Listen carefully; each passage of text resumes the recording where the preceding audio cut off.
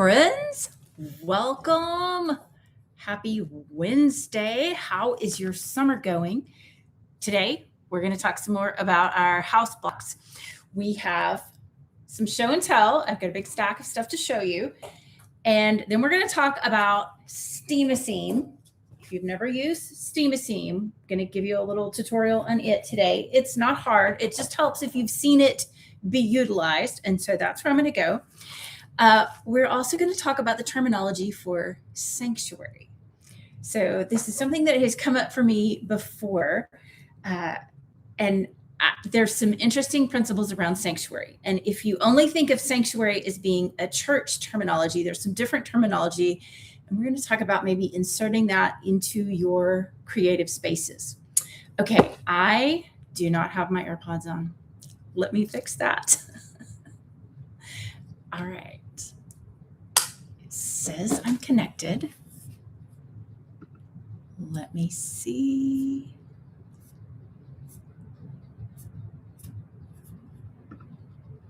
All right. I don't see where it's telling me. All right. I don't know. We're going to hope I'm connected. So my son is joining in today. He's going to be my tech person behind the scenes. All right. Sounds good. Okay, good. Because I connected my AirPods late. So I wanted to know if that was good. All right. Thanks for joining in. When you get here, whether you are live or whether you're watching the replay, go ahead and check in. I want to hear how your house blocks are going. We have done a choose your own adventure sewing series this summer, a sew along. And there's lots of different options. You can do it quilt as you go, either by sewing your blocks together with the batting on the back, or you can do a flannel rag quilt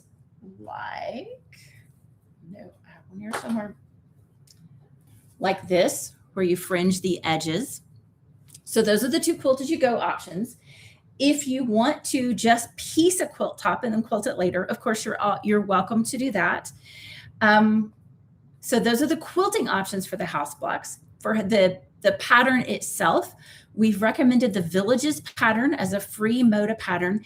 I don't know, it's maybe a little confusing about the pieces. It tells you how many charm pack squares you're going to need to do that pattern, but then it doesn't really say, where a couple of the things are coming from. It tells you you need 2. I really think you might be happier with 3 charm squares, but that's entirely doable.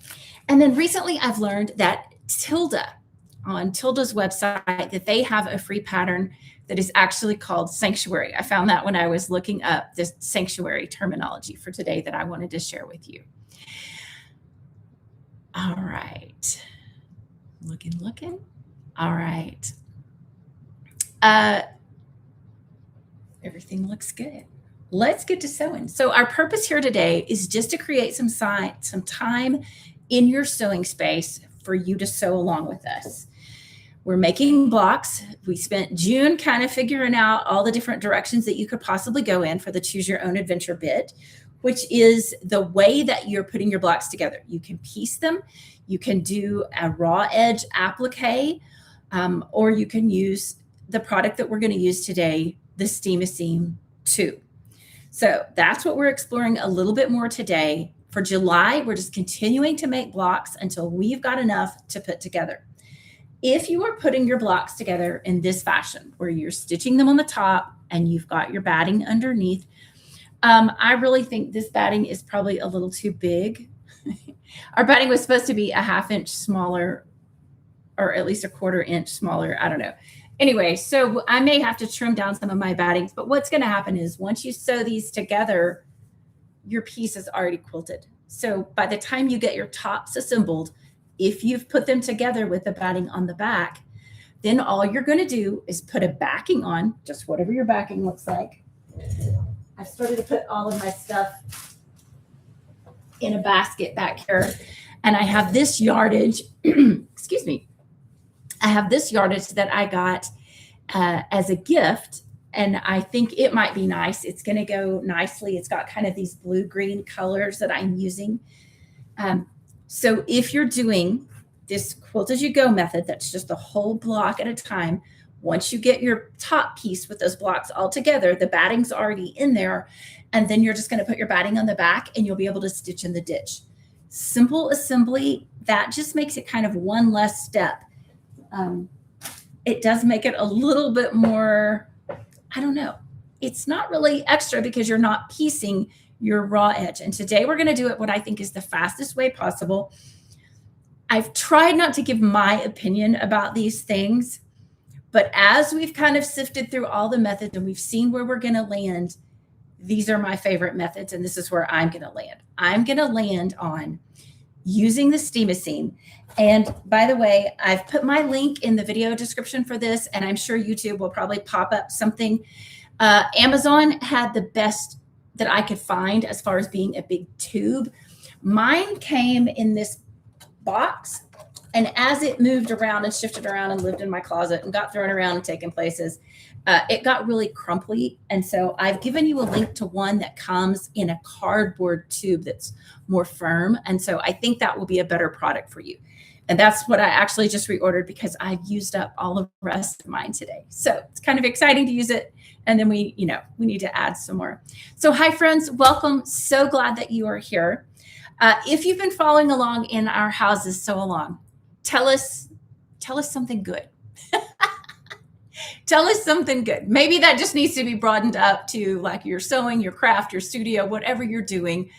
I was recently heard something that said that you can change your way of thinking, the way your brain is wired, literally.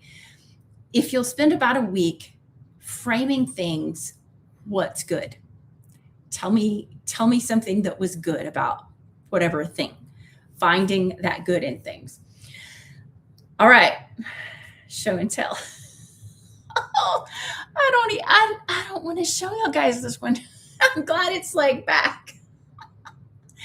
So this was last week's sew along. And what we know about the sew alongs is I try to sew and I can't sew and talk, but I feel like it's more entertaining if I talk to you and y'all sew in the background at home. So that's what I try to do. And boy, did my house ever come out wonky. It's got some elements that are good, but I don't like my house piece at all. We are going to try to recreate a few of these today. I loved my wonky tree. So that's just simply a base that, what do you call it? The sides go in dimensionally, and the little triangles that are on top of one another. Let me get that in even closer so you can see. I just did a raw edge stitch around it, and you can see that it's like scribbling around the edge. And when you get up close, it's not pretty. It's not beautiful. But from back here, you have no idea. So this is my piece that's about 2 inches from my camera. So my computer screen, that's what it is. If you want to emphasize the color of something, get yourself some colored thread. This was a gift to me. I was at Wooden Spool Boutique in Odessa, Texas, and they had a little basket of colored thread. And I figure it was probably thread that was maybe the unusual colors that didn't get used as much. But I figured that this is a green that I will use. And if you look at it, I accidentally, it's pretty close. So if I wanted to emphasize the green, if you wanted to come in and free motion quilt some grass at the bottom of your house, some flowers, just use your colored thread and do that. That'd just be a fun way to play. These blocks are all about playing. Other elements that I liked on this block, I like the wonky steps. I like the door with the slant across the top, but maybe less of a slant for my next blocks. I liked making the house out of one piece. I do think that probably needs to be a little bit wider than a 5-inch block. If you make it out of 3 separate pieces, it works nicely to make it out of 5-inch blocks. And I just like the uniformity of that a little bit better, which is just me not being able to get out of, traditional quilting and into improv and wonky quilting. I like this piece right here to give the roof some definition, and it's just simply stitched on top. Okay, here's what I didn't like at all. Everybody kept telling me, everything I kept reading saying everything was, use the buttonhole stitch, do a satin stitch, which looks like, if you have like, think of like a ball cap that might have a patch on it that's embroidered on, think of that thick embroidery stitch. Everybody, like I was just seeing, do that, that'll be great. Well, I tried it. Here's about as good as it got, but then here's where my thread balled up and it looks terrible. And then on that piece, you can see I wasn't smooth and even, which it may have been that my fabric wasn't smooth and even since I improv cut live. So I don't know, that's where we landed. And it's that I don't like that thick zigzag stitch. I did not like that at all. So today we're going to move on to free motion stitching. All right. It's a hot mess. Yes, it completely was a hot mess. The whole thing. I really can't sew and talk, but it's okay.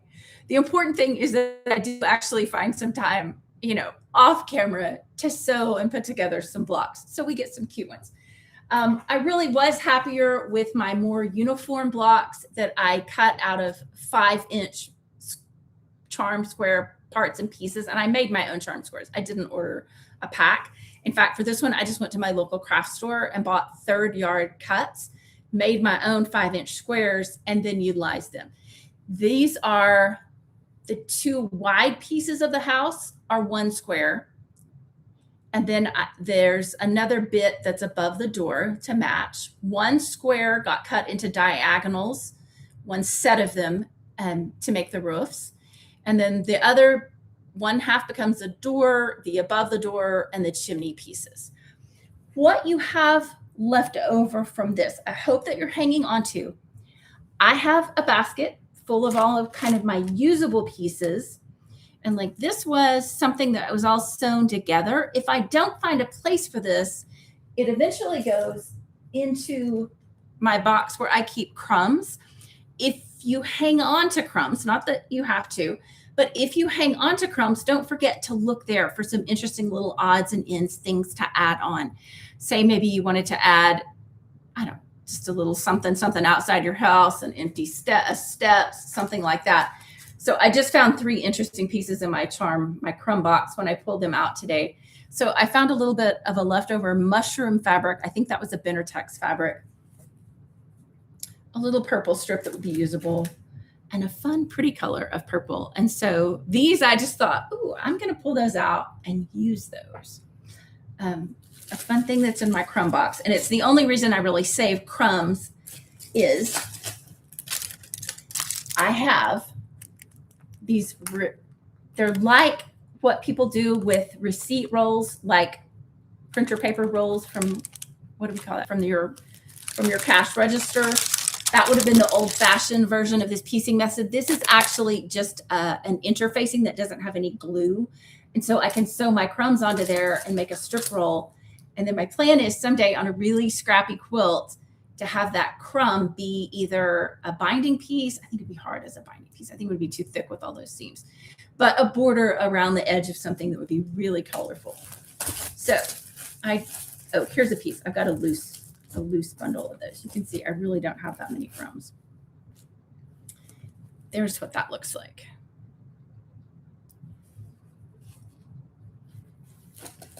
So I've got that. Oh, farther show and tell. I don't know if I've shown this one. All right. So my friend, her mom had this sample block that she had done somewhere, and it's kind of 2 strips. We've talked about kind of thinking of assembling things in strips for these house methods. So just the sides and the door. And then it's got a really tall, like a flying geese sort of a block on the top for the roof.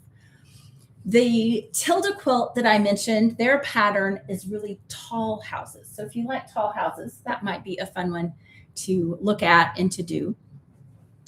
Where are you guys at on your houses? Do you have any questions? Go ahead and put those in the comments. Even if you're watching later, I can still get to those. Another thing I have in my little basket of goodies here, besides my little strip pieces, is I've got a box of 5-inch charms. And I've just pulled these. Probably 2 of these were from sets that kind of went together, kind of leftovers. And then I went through other just random 5-inch charms that I just have on hand and pulled some that I thought might work. And I'm going to show you how I use these with my steam-a-seam today. Have you ever used steam-a-seam before? What? That looks really weird and dark. All right. So if you've done collage quilting, there are several people that design patterns just for collage quilting. You can use a double-sided fusible as long as it's got like some paper underneath it so that you're not just mashing the glue down into like your ironing board and sticking it on. So you could use a different product. It doesn't have to be steam-a-seam as long as it's a double-sided fusible.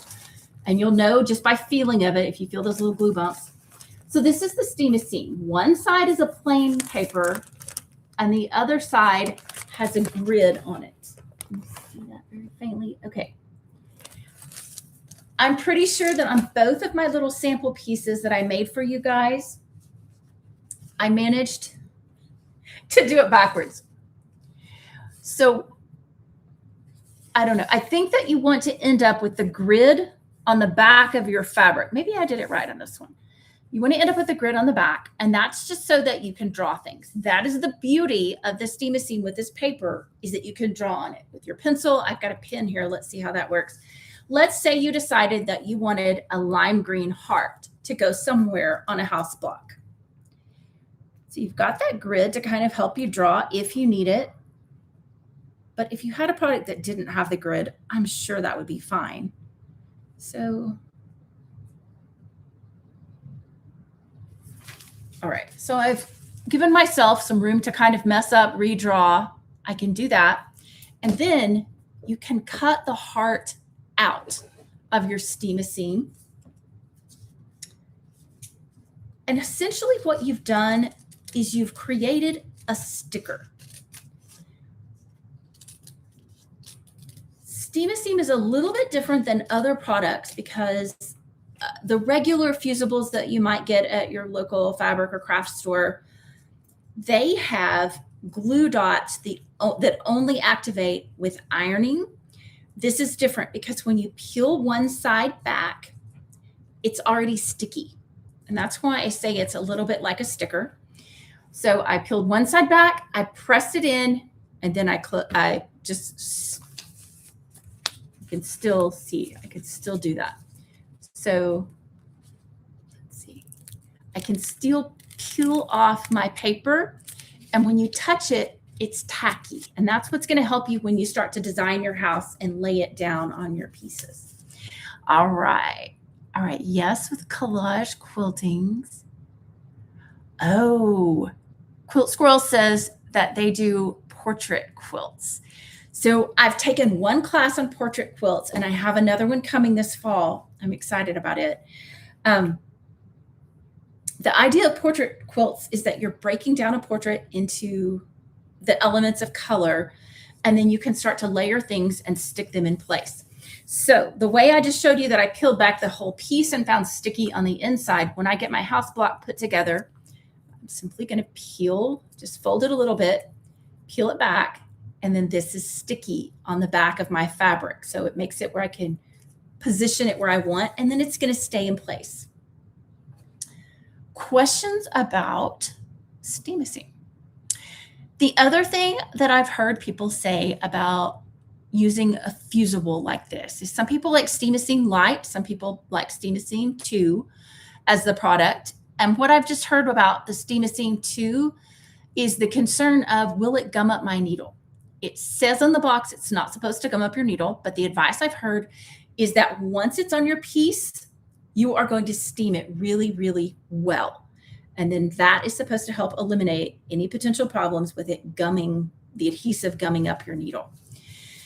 So what I did was I had this odd little shaped piece of the steam-a-seam, and I just put down some pieces. I left this one long in case I wanted to make a door or something.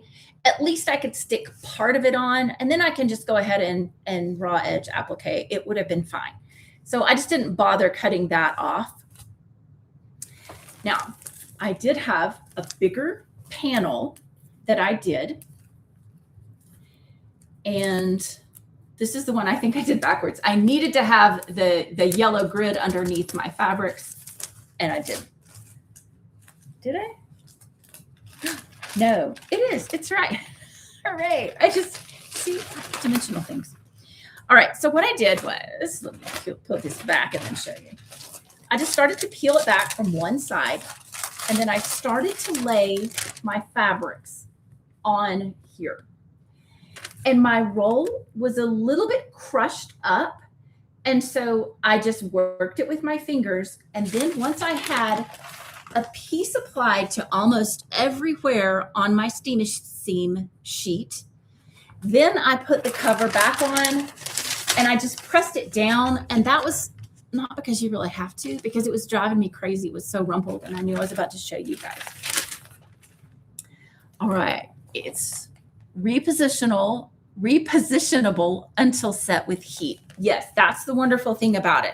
If you're doing a collage, it's like, say you put a tree to the side of your house, and then you realize you put your tree down too close to your seam allowance and you need to scooch it over, you can still do that if you haven't ironed it yet. So what I did is I was kind of gathering fabrics for today. My overall scheme is blue-green. I started out with this sort of a blue-green color. And so I just thought of some things that would go with that. This pink was a big long strip. And so I just put a portion of it, and that one I cut off because it was just too large to mess with. This little piece, I left its little tail on that doesn't have any seam under it because I thought, well, if I want a tall chimney, that's still usable to me. I'm not worried about having absolutely every bit of my fabric having seam. If I was making a show-worthy quilt, I might be more concerned about this. But for summer fun sewing, I don't care. I'm not worried about that at all. All right. I am so glad you're here, you guys. Thank y'all for commenting. How did your 4th of July go? Did y'all get to do something fun? I want to check in every week and make sure we're doing something fun. So what I'm going to start to do is to cut these little pieces apart. So I've got some workable options, and then we'll start to put some little houses together. All right, so for 4th of July, I told y'all last week, my husband I'd been hoping we would leave town and not have our traditional 4th of July party. I know, like bah humbug. I was just like, oh, it's just easier if we don't have to put that all together. Well, we ended up having the party. We had a great fireworks display that we get to see right from our backyard. And then one of these I overlapped onto the piece next to it. And so it technically has a little edge that didn't get any seam, but that's okay. It's going to be fine. So we live on a golf course. And so the clubhouse does fireworks. And so we just go out onto the golf course, onto one of the tee boxes, lay out our quilts. I laid out my flag quilt, some other vintage quilts that I have. My mom gave me a cutter quilt that she decided not to use for a quilt coat project. And so like that kind of a quilt is the perfect sort of quilt to just not care about going and laying it out in the grass. All right, so here's what my stickers are starting to look like. They still have the paper on the back. If I wanted to draw some kind of a crazy wonky roof line, or if I wanted to fussy cut something like, say, I wanted to use more of the scroll work, this just lets you have some time and some space to do that with that backing. So we did that one night. And then the next night, the actual 4th, our kids came in. And so that was my daughter and her fiance. And so it was just so good to have her here. If you aren't the age with your kids where they go home and then come back, when they come home, you're just like so excited to see them, so excited for them to be there. So they got to be here, and we ended up, my husband is in commercial real estate, and we ended up getting access through some acquaintances of his through that industry to go onto the balcony of a rooftop building And from the balcony that we were on, we could see the top of the building downtown that they were setting off the fireworks on. It was crazy. It was so good. I'll post that one soon. I've just been meaning to do a mashup video of the whole weekend, and there wasn't that much. So how about you guys? Did you guys get to see any good fireworks for the 4th of July? That was fun. I grew up in a small town in Texas, and we always had a great small town 4th of July with fireworks in the city park. And so when you threw out your blanket on the grass, you just felt like you were sitting right underneath the fireworks. And so I always love seeing good fireworks displays with my family. As we've traveled over the years, we've gotten to see some fun ones in other places as well. One year we got to be in New York City and on the water in one of the ferry sorts of boats. They'll take you out and park and let you watch the fireworks while you're on the water. And that was a fun thing to do.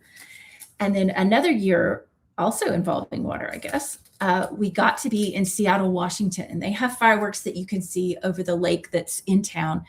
And so we got to go to the park where everyone sits to view the fireworks. So that was fun. All right, I've just been cutting all of these up so that I can have access to them. I don't know if the words actually officially came out of my mouth, but when I was looking at that whole sheet, I was trying to find some things that went together within my overall color palette. Like, I knew I wanted to use some more of this cafe that I've liked and got a few other places in my quilt. I knew I wanted some greens for trees, so I'd got a couple of greens. And then I have a sister fabric that was in this fabric line to this one in on another house. And so I thought it'd be good to go ahead and get this somewhere in my quilt to bring in a little bit of that color scheme. I was just trying to think of getting a variety of colors, I guess, is ultimately my sum up about that. Now, what will happen is I can save these and use them in my other blocks. I don't know that there's a time limit on your Steam-A-Seam. Now, it could like dry up and lose its stickiness. Like, I don't think I could save this for years and years in my stash once it has Steam-A-Seam on it. You only want to put the Steam-A-Seam on as much as you plan to use. All right, let's see if I need to scroll this chat. All right. I think I already said, but any other questions about Steam-A-Seam, getting this process going? I think I like this one for my house. So I'm just going to go ahead and cut this roughly in half.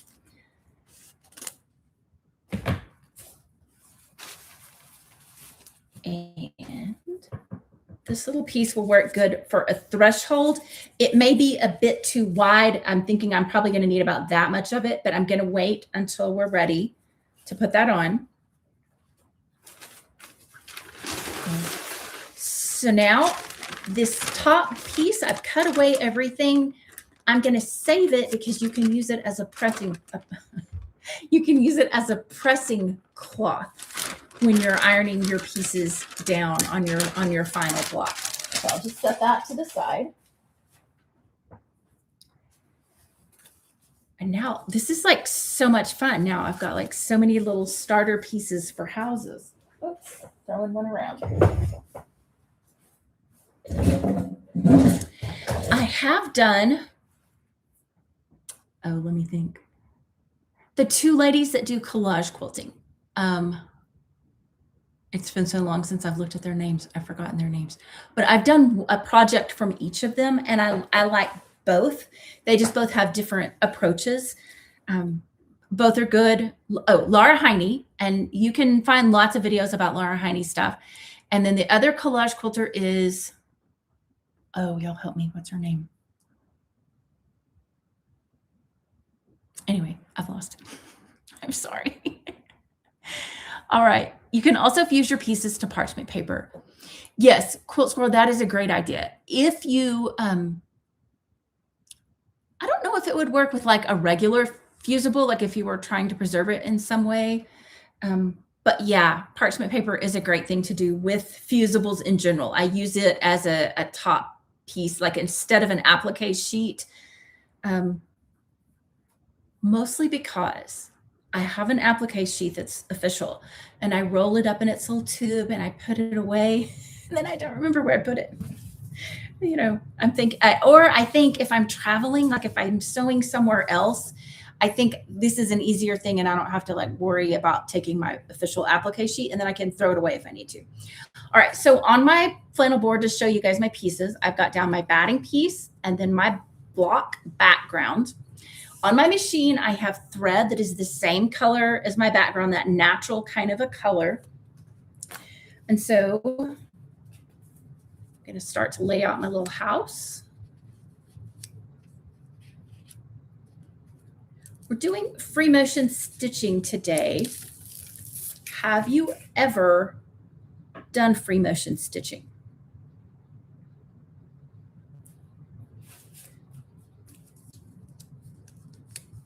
All right, I'm going to use I have a Bernina. It has the stitch regulator. It comes in this fancy little tin. One time I was in an absolute hurry to get a project done, like it must have been a gift or something, and I was needing that foot. And I couldn't find it, and I didn't remember that it came in a separate tin. I was just looking in my like regular box of feet. I couldn't find it, and I called my local Bernina store all in a tizzy, thinking I needed to get there before they closed for the weekend to get the stitch regulator. I didn't. I had one. They reminded me that it came in a box. I was like, oh my gosh, I'm so embarrassed, y'all. But that's what happened. All right, now this is the sister fabric that goes. What I'm doing is I'm just sticking those on.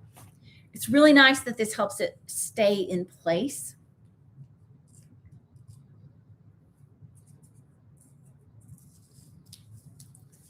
Again. Okay, now, oh, this is something good to have happened.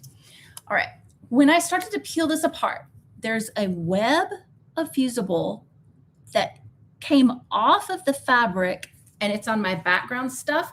Usually, if you just kind of mash it back down, it will happen. My phone is to the side over here, and I can see it lighting up with like spam calls. I've started getting something new from spam today. Are y'all getting this? What is this about? I've started getting messages, like text messages from weird phone numbers. They say, are you at home? Are you at home? At home? But they're numbers I don't know.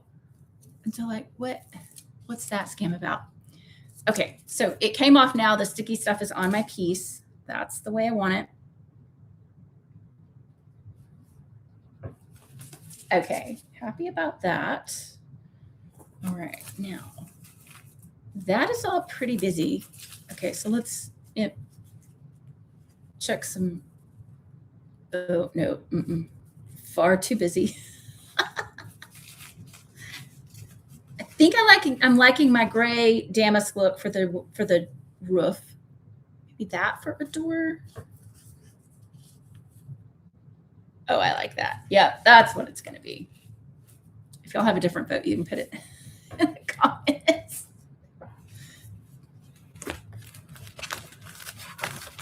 So this is the piece I'm thinking for a roof. Okay, let's get that door on there, and then we'll talk roof. Now, remember that last week we did that little door that was a little bit slanted at the top. So that's something you can do if you want to carry on with wonkiness.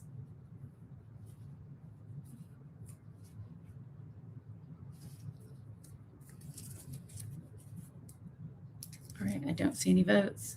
We're proceeding with the red door. I just saw something that there's, I don't know, something about having like a green door, whatever a green door is supposed to bring, you know, I don't know, wealth or prosperity or growth, you know, it has a meaning. My door is just the metal that it came, so I don't really have a choice. All right, man, I cut that just a little bit short. Y'all be careful as you're measuring. If you are doing sewn pieces, if you're actually sewing these blocks together and not sticking them on like I am and then doing raw edge applique, make sure that you cut it bigger than you think, because you need to get that 1/4 inch seam allowance in there.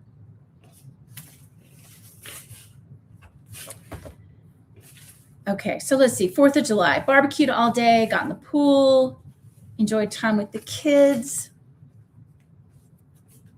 Yeah, I think this one for the roof. So now, oh, yeah. Okay, the good thing about having this paper is now that I can kind of measure where I need to be. And my house is so wide. I made this house pretty wide. So what I'm gonna do, I'm gonna just cut this in half diagonally. It's gonna end up pretty big. I could probably conserve a little more fabric if I was being more careful. But y'all don't wanna watch me measure. Thank you guys for being here. Thank you guys for the likes. I appreciate that so much. It helps my little channel grow. And since this is just a bonus that I'm doing for you for the summer for no cost, it really is nice to have that added support for my channel. Part of the reason I wanted to embark on this just kind of for fun sewing this summer, cutting my roof piece, is that I'm doing a boho heart sew along. It is a Jen Kingwell sew along. You can find that playlist on my channel.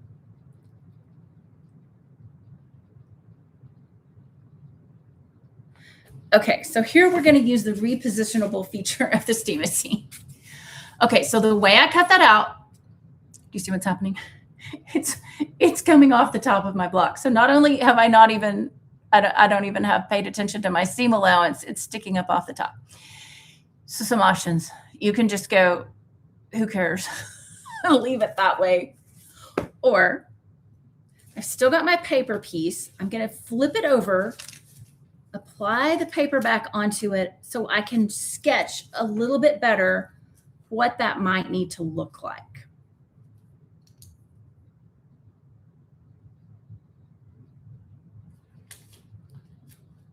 Part of the problem is this house is a little bit wider than other things. Okay. I did put the paper on the roof and take it off, but here's what we're going to do. I'm just going to slide everything down and cut this a tiny bit smaller, but not much.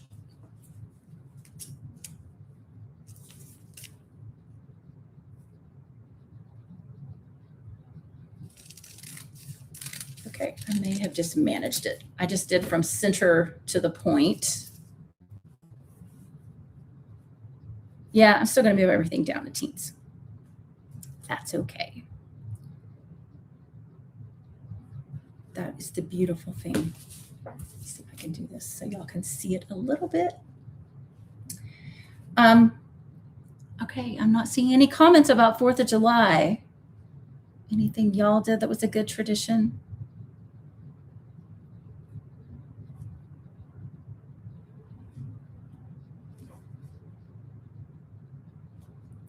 We're going to get these blocks together and then we'll start to sew. And I'm going to show you the free motion quilting demo. Okay, back to the idea of sanctuary. So years ago, I was reading a book and it had the name of a place in it. I just thought that's an interesting name. I wonder what that means in the, I think it was the Gaelic or Gallic, however you pronounce it. And I thought, ooh, that's really busy with the damask. Where would y'all go from there? Seeing it on my screen, I don't think I love it. Which I could use that roof for something else.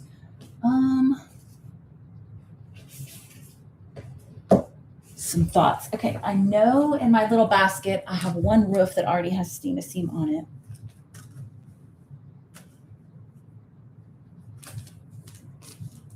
Somewhere.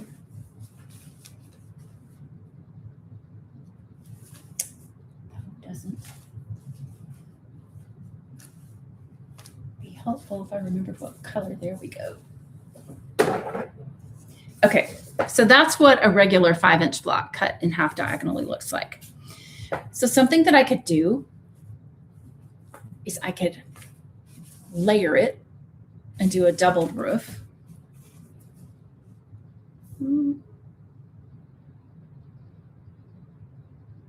I think I like that color much better than the gray. Okay. Gray is coming off. This little design board is not anything I bought. It's something that was made and given to me for a class that I did, and I've really enjoyed it. It's just a cardboard with flannel, and it's been sealed over with white duct tape, and then the back is just the back of the cardboard piece that they used. Anyway, enormously helpful. All right, so I'm gonna have to make my house a little bit narrower than it was. So I'm just scooching in a wall piece.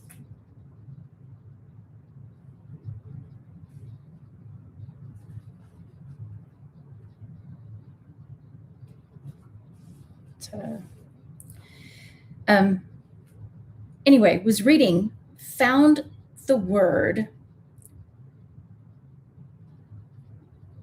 comrach. Comraich. And in the Gaelic, that is supposed to mean a safe place, a refuge. And so historically in Scotland, there were some places, like particularly around churches, where you weren't allowed to be in trouble. Like if you were in trouble with the law, a debt collector couldn't come and get you there. And so that was your safe place. It literally was a literal refuge. And so it translates now in a more modern way to a place to unwind, to relax, a safe place in a dark time. And so as I've thought about this word, and I've been working on some organization, changing up my studio space a little bit, just thinking how I can make my place a safe place, a place to unwind and relax, because that's what we want to do. So if you guys have done anything in your creative spaces to make it feel like that safe haven, what have you done? For me, it really was literally cleaning out stuff this week. So my daughter has been away from home, like at college, for 3 years now. And so she finally, the last shelf that had like all these baskets just with all of her stuff piled in there, she finally went through it all, told me what to keep, get rid of, save. I had everything, and I was able to clean those out and then repurpose them into storage for my fabric. And I swore I was never going to do the fabric storage method, where you wrap everything around a cardboard and stack it vertically. I thought that seems like a lot of time. It is a little bit of time, but I decided to do it. I'm peeling off more steam-a-seam. And this is a piece that I did a while back, probably the first round of steam-a-seam that we did in our videos. You can find the video playlist for all of these. Okay. Yeah, that's better than the gray. Like it more. Okay, now in my little pile of stuff here, let me find my little green heart. So maybe on the door, I think I'm going to lose it if it goes to the side. It could be, you could pretend your heart was a chimney. Oh, that's kind of cute. I kind of like that. Okay, so heart on door. You could do some darling like little doorknobs, door hardware with this technique. A sticker. Okay. That's kind of cute. Like it kind of breaks up the stripe on the roof. On the door. Where would y'all put it? Let me know in the comments. I don't know. I can pretend it's our great big doorknob. I think door, chimney are just a little decorative on the roof. Or, hearts could go anywhere. If you are sewing with a kiddo and they can at least cut out a good heart, this is a place that you could just let them go mad. Get your house blocks together and then be like, okay, we need some hearts. We need something else.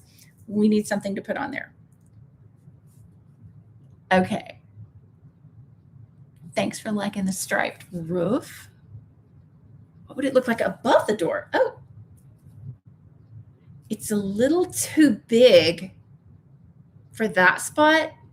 But I do think that space above the door would be a cute spot, like to put one. Yeah, that would be cute. Okay, so what is y'all's vote? Should I like cut it down and put it above the door or on the door? It's a lot of contrast on the door of the chimney. Y'all feel free to weigh in.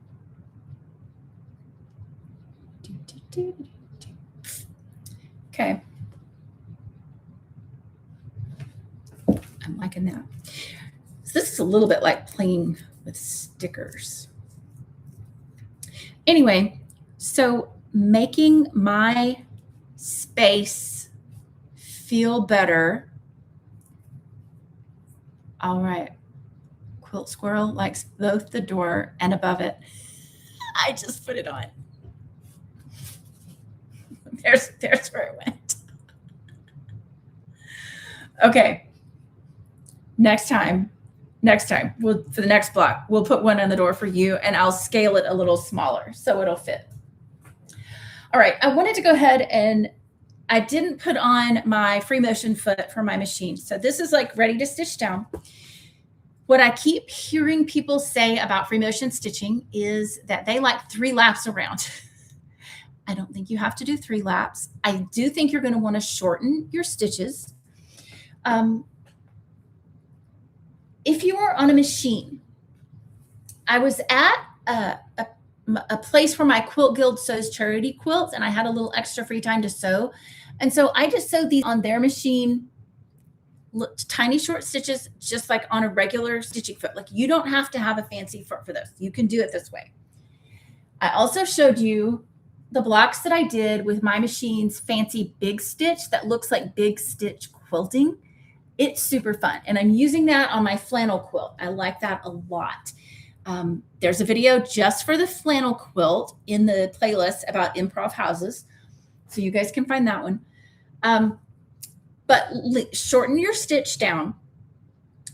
If you are using free motion, my goal for me is to go around it at least twice. And I'm trying to give it the look of a scribbly outline. Have you ever seen like a little drawing or something that's got some cute little windy outline things around it that are highly imperfect if you look at them kind of individually, but as a whole, it reads well. I'm liking using thread that's the same color as my background, because then if I go off of my house accidentally, it doesn't show. So think about that with your thread. If you had a dark background, I don't know, that's going to show up more maybe one way or the other. Okay, so you just show you this foot. All right, so a free motion foot could be just this sort of a part. It may be metal and just have a little open toe to the foot of the machine. And that's just so that you can see where you're stitching. This one has a plastic disc on it. And what happens is it presses down my fabric enough that it keeps it in place. So between the stickiness of the seam, did I say that right? I feel like I've stumbled over that. All right. Thank you for being gracious about my placement. I didn't do what you said. I was too fast. It's got a little flex to it. It has a spring in it, so it can, I don't know, move a little bit with you. For me, the stitch regulator part plugs into the back of my machine. I'm certain machines are all different, but just if you have this foot, don't forget about it. Find it. If you've lost whatever box it came in, figure out where it is. All right, so for me, I need to lower, when I put this on, my machine will give me a warning about lowering the feed dogs. Oh, slide y'all over here. I forget to do that. Okay, I'll take my block off, put it up on my tray. And I do have the light out on my machine just because I find it makes a really severe glare for you guys if I don't. All right, machine's all threaded. So it attaches like a normal foot for me on this machine. And then there's a little place back here that it plugs in at. And it's not a long cord, so you know exactly which spot it plugs in at because you can't find it. All right, now my machine's giving me the warning to lower the feed dogs. For me, it's a button that presses in on the back side. And then it wants me to pick my stitch, and it gives me a straight stitch and a zigzag stitch. So if you feel like a zigzag is going to keep your pieces down better, like use a zigzag. Like, this is fun. It doesn't matter, right? Just strictly for fun. A great thing that I'm seeing about this process of kind of exploring, I wanted to approach this quilt, is that now that I'm to the end, I feel really confident. I have absolutely made some mistakes, like the hot mess block I showed you earlier that I did not like the stitching on at all. But there's freedom in this easy sort of thing. I'm okay with completely throwing away that block. Like, no worries. If you made a good block and you just don't like it, give it away. Have you found a creative reuse place near you where you can upcycle crafty things? They exist. All right, I want to get my string below my little plate here, my thread. All right, so I've got that thread lowered down. Now,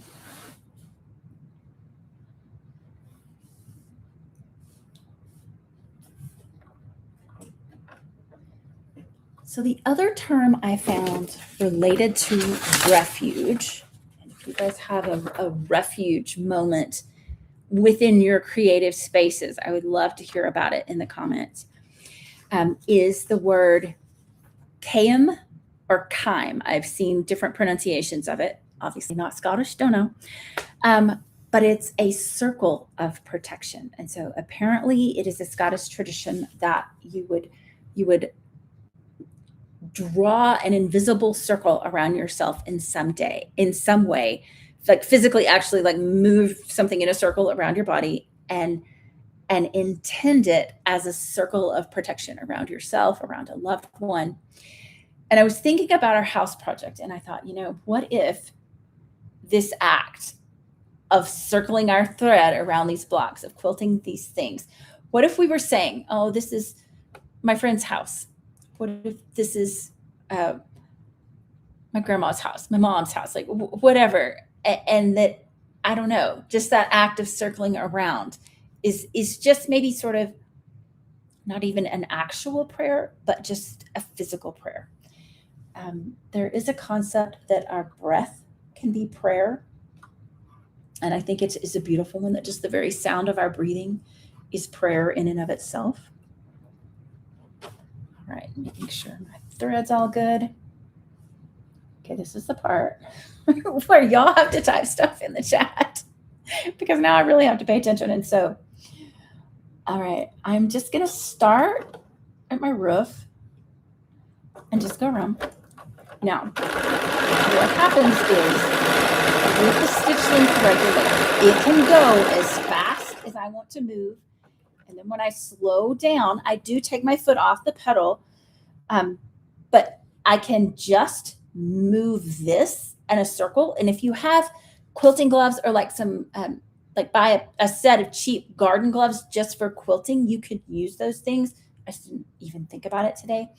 So if you're on a straight stitch foot, you're going to lift up your foot and then you can just go some more. I'm moving slowly and make sure everything's stuck down the way I want it to.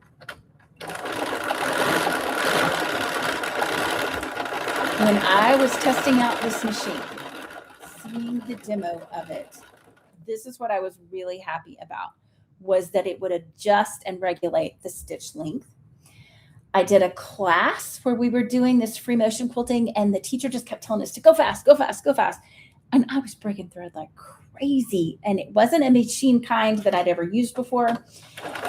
And finally, at the end of class, I said, I know what's different. It doesn't have the stitch length regulator that I'm used to. I'm used to something that goes at an even pace. Now, I'm coming around, coming to my heart on the roof, and I'm not worried about going over every single thing right now. I'm just thinking about kind of tacking down the edges of everything. The machine I was working on didn't have that stitch length regulator, and I just couldn't go as fast because I was accustomed to that on this. Now, sometimes I find that I need to turn it to just be able to see and think about what movement I'm going. You just want to make sure that you're keeping your piece in view. All right, now, my inclination is just to move it and turn it as if I had a foot on it. Okay, now here's what's happening. I can't see where I'm headed back on this roof line. So this is where I am going to flip it and just bring it more so that I can see. All right, so free motion experience. I know some of you have done collage before. A lot of times collage pieces will be quilted with free motion. All right, now I've gone all the way around my roof one time. And so now I'm going to go all the way around my house pieces. I'm just going to go all the way across the top underneath my roof just to kind of catch everything, that little piece that's above everything.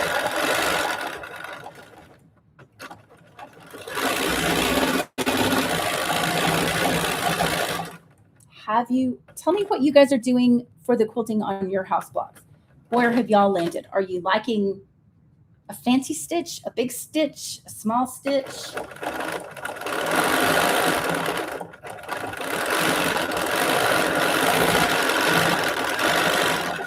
At the bottom of that house, I've already done that before. Let's see. And I'm just going to backtrack. Because remember, these little scribbly stitches are just like our handwriting. Like if we were writing in cursive, we would have loops and swirls and dashes. And it, okay, it's not sensing me down here. That's what we're essentially doing. So this is an art form, and this is very much like folk art. It is actually drawing on your piece. You're going to need to be able to get a good hold on this so that you can change direction.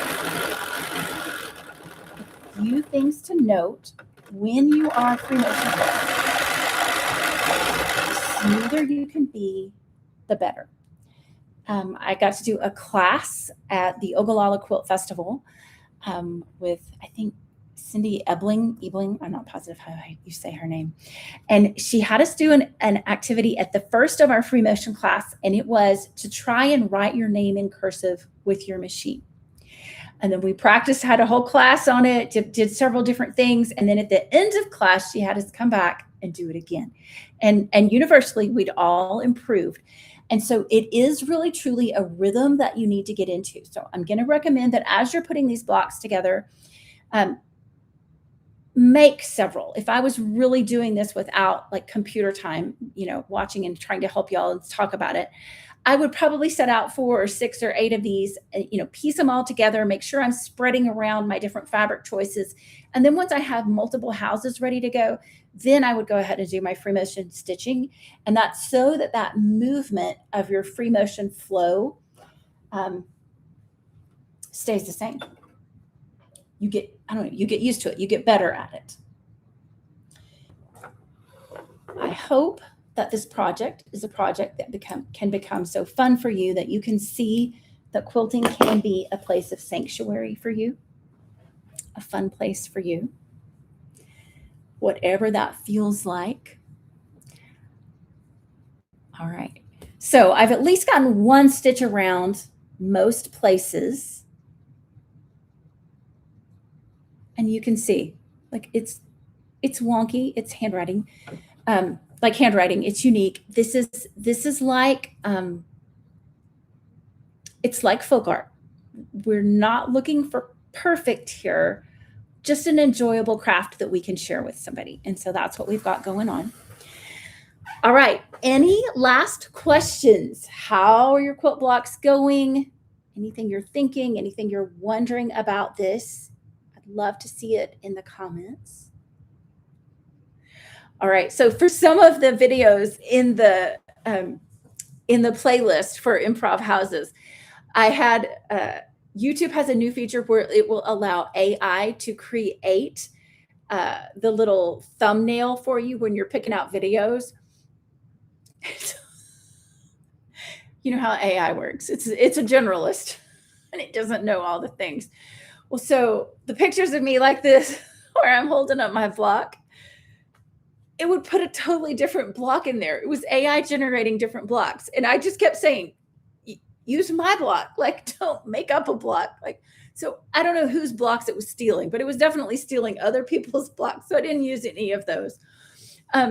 One of them, though, it had my block, but one of the ones I made early on, but it was a lady that wasn't me. A blonde lady, and it had her wearing a Happy Quilty People t-shirt.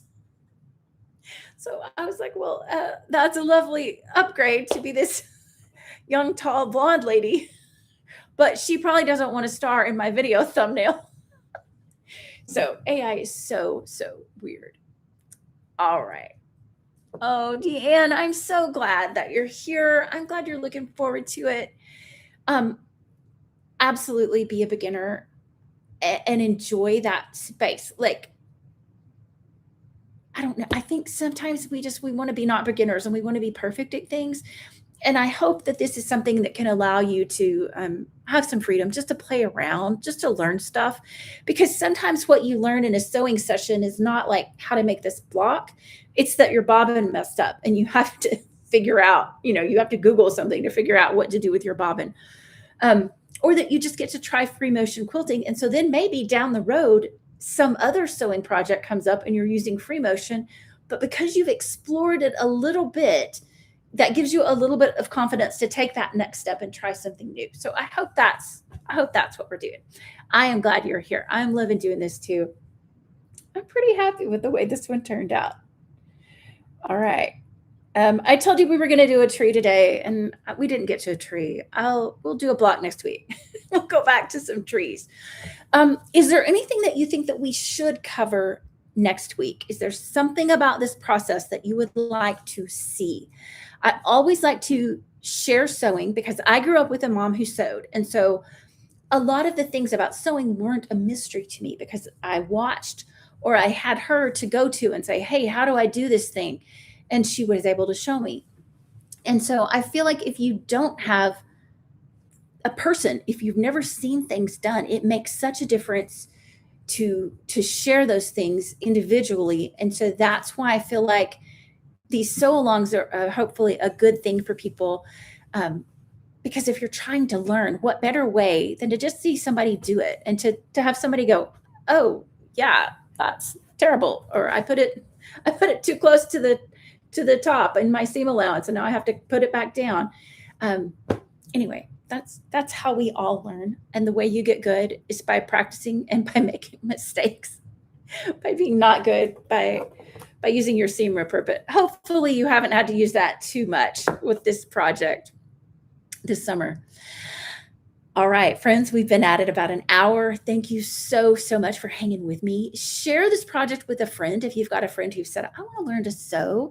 If you have got a friend who is putting off sewing until some future date, just start where you are.